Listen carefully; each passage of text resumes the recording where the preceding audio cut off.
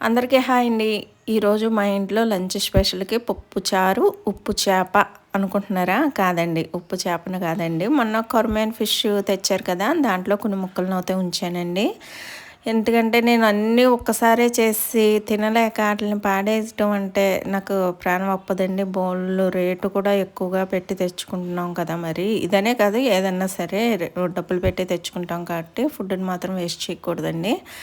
నేను అలా కొన్ని ముక్కలు పెట్టాను. అవైతే ఈరోజు వాళ్ళకి వేపుతున్నానండి. చాలా సింపుల్‌గా వేపేస్తాను నేనైతేని. చాలా రకాలుగా చేసుకోవచ్చండి ఫిష్ ఫ్రై. కానీ నేనైతే ఇలాగే చేస్తాను. వాళ్ళకి కూడా ఇలాగే ఇష్టపడతారు ఇంకా. లైట్‌గా ఉప్పు, కారం, మసాలా పొడి, నిమ్మరసం వేసేసుకొని ముద్ద కింద కలిపేసుకుని ఆ మసాలాని చేప ముక్కలకైతే బాగా పట్టించేసానండి. వాటిలనైతే ఒక అరగంట పాటు పక్కన పెట్టేసుకున్నాను. తర్వాత అయితే నేను ఇంట్లోకి పప్పుచారు చేశాను. నాకు ఇవాళ లక్షవారం కాబట్టి నేను తిననండి. నాకు కొంచెం వడియాలు కూడా వేపుకున్నాను నేను. వాళ్ళిద్దరికైతే ఫిష్ ముక్కలు అయితే వేపుతున్నానమాట.